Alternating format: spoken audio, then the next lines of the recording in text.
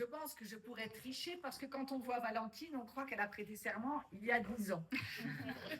Eh bien non, c'était il y a 30 ans. Et depuis 30 ans, c'est entre la conférence et moi, comme entre la conférence et chacun de vous, non pas vous depuis 30 ans, mais depuis quelque temps, une grande histoire d'amour.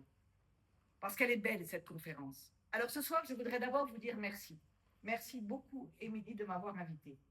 Parce que c'est une vraie joie et c'est un grand honneur. Je me demande si on peut avoir plus grand honneur que d'être invité ici.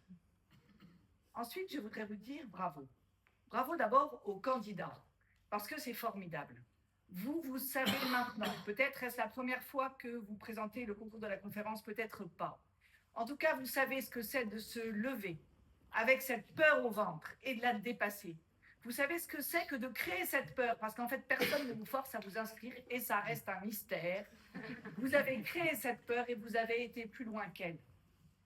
Vous savez ce que c'est que de penser à un sujet le jour, que d'y penser la nuit, que d'en parler à ses amis, que d'entendre les gens qui n'en peuvent plus, que de perdre les amis qui n'en peuvent plus, de venir là, de rêver d'être secrétaire. Et je souhaite qu'un jour vous le soyez tous, bien sûr. Mais déjà, en passant le concours, vous mettez un pas dans la conférence et vous êtes déjà, parce que vous avez passé ce concours, un peu de la conférence. Et ça, c'est magnifique. Parce que, voyez-vous, jusqu'au moment où Émilie a pris la parole, je me suis dit, mais en fait, c'est comme ça qu'il fallait traiter les sujets. Je me disais, c'est magnifique, vous traitez remarquablement ce qui vous a été confié, mais vous avez pris les sujets dans le mauvais sens. Parce que, évidemment, le déni ne peut pas être plus grand que la faute. Donc, il faut traiter le fait que le déni est plus grand que la faute. Et pourquoi? Parce que c'est ce que les magistrats croient.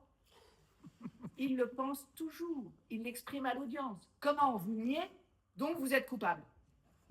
Non, je ne nie pas, j'explique ce que j'ai fait. Vous expliquez, donc vous ne vous rendez pas compte de l'horreur de votre culpabilité.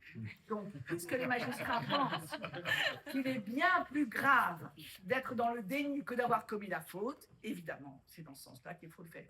Vous voyez bien que je dis l'inverse de ce que je voudrais dire, enfin voilà. C'est aussi la preuve que le problème de la conférence, c'est qu'on fait des progrès, tant que l'on est candidat. On arrive, on devient secrétaire, et là, c'est le summum. Rien n'est plus éloquent qu'un secrétaire de la conférence. Il y a une sorte d'aura qui s'installe avec le secrétaire au moment où il prend ses fonctions, qui fait qu'il devient extraordinaire, sur tous les plans. Et puis, au fur et à mesure du temps, l'éloquence descend. Et donc, je suis juste au point de rupture. Et puis, il y a ce deuxième sujet, les femmes ont-elles le diable au corps? Et là, j'ai envie de dire, mais évidemment non. Évidemment non. Parce qu'avoir le diable au corps, c'est terrible d'avoir le diable à l'intérieur de soi. Et nous, qu'est-ce que nous faisons? Mais simplement, nous vivons, nous voulons, nous avançons, nous osons, c'est tout. Et ça, c'est la vie, ce n'est pas le diable. Et qu'est-ce que la conférence? La conférence est une femme, bien sûr. Et elle ose, elle avance, elle plaide, elle gagne. La conférence est victorieuse. Vive la conférence!